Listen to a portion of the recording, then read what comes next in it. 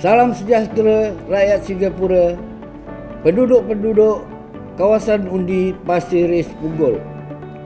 Pertama sekali, harap kita dapat menjaga kesihatan dan menjaga peraturan-peraturan untuk menghindar penularan wabak corona antara kita.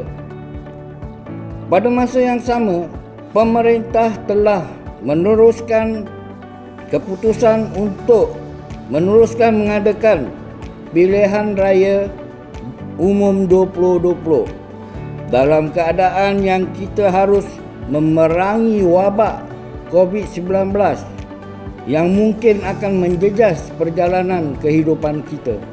Walau bagaimanapun, SGA tetap sudah bersedia menyahut cabaran demi kepentingan rakyat Singapura.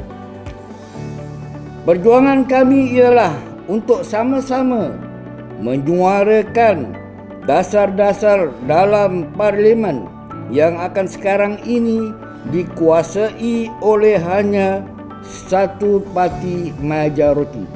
Harus ada keseimbangan dan mempunyai suara alternatif supaya keluhan-keluhan rakyat dapat dipertengahkan pembahasan dengan adil. Kami ingin berkongsi anda semua usulan-usulan dengan minda yang terbuka. Kita harus bekerjasama untuk menjayakan pelaksanaan kehidupan yang membawa kemanfaatan untuk semua. Pertama, mengenai pekerjaan. Anak-anak Singapura telah mencapai yang terbaik berbanding zaman dulu dalam pelajaran-pelajaran persekolahan.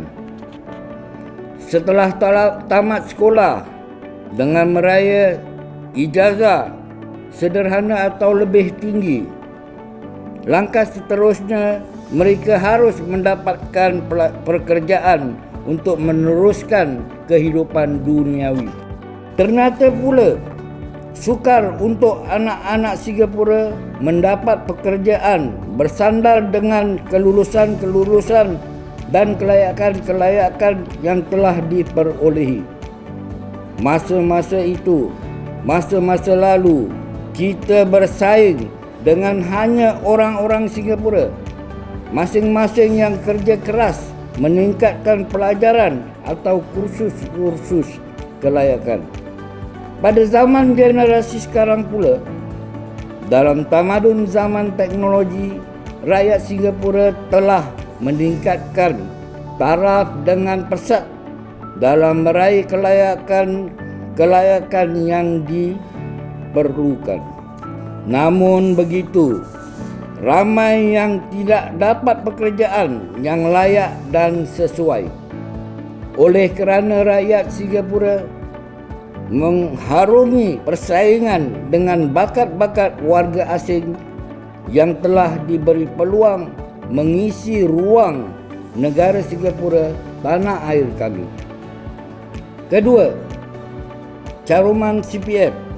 Masa lalu juga, kita yang sudah bekerja bertahun-tahun sekian lama dan juga telah menyumbang simpanan caruman CPF, membeli unit HDB dan mengenepikan sebahagian caruman itu untuk persaraan.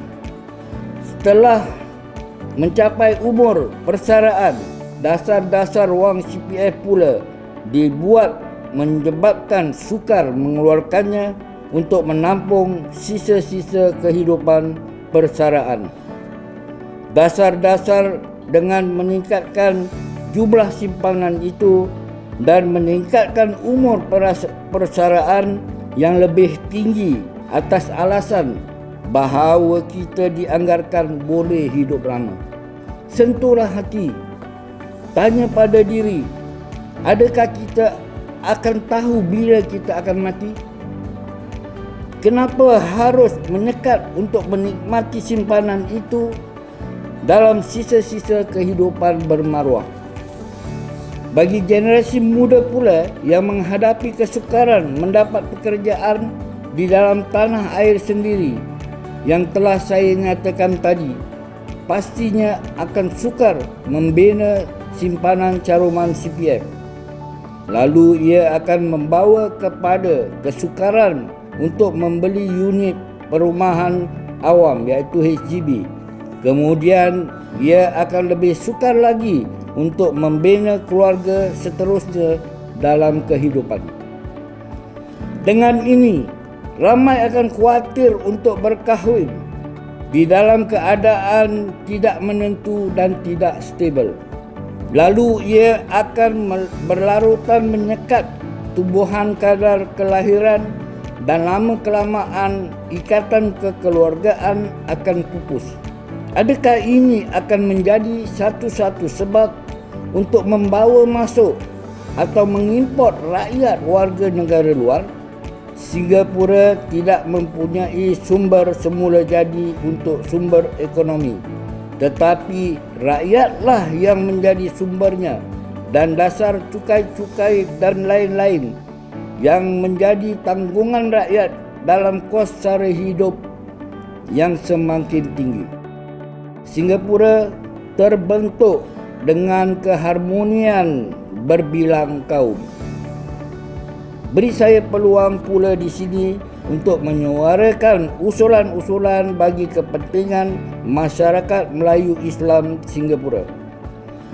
Saya ingin menyusul kembali usulan yang telah saya bawa dalam pilihan raya 2015. Saya telah usulkan supaya sebahagian tertentu dari caruman akaun khas atau special account dari simpanan CPF diketepikan untuk menjana keperluan menunaikan rukun Islam kelima iaitu menunaikan haji.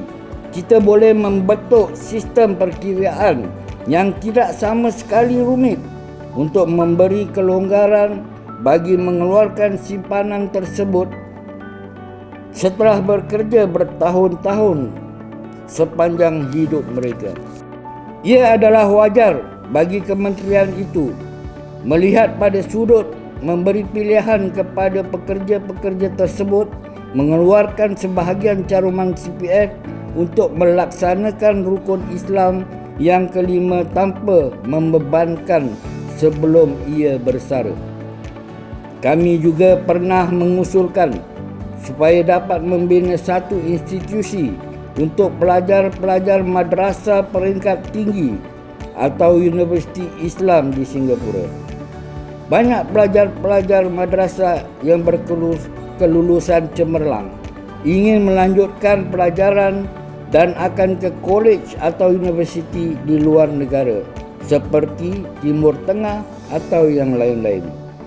Kita percaya Singapura akan menjadi satu hub antarabangsa dalam berbagai bidang integrasi dan membina ekonomi dengan pelajar-pelajar negara jiran yang ingin memasuki institusi atau universiti berkenaan.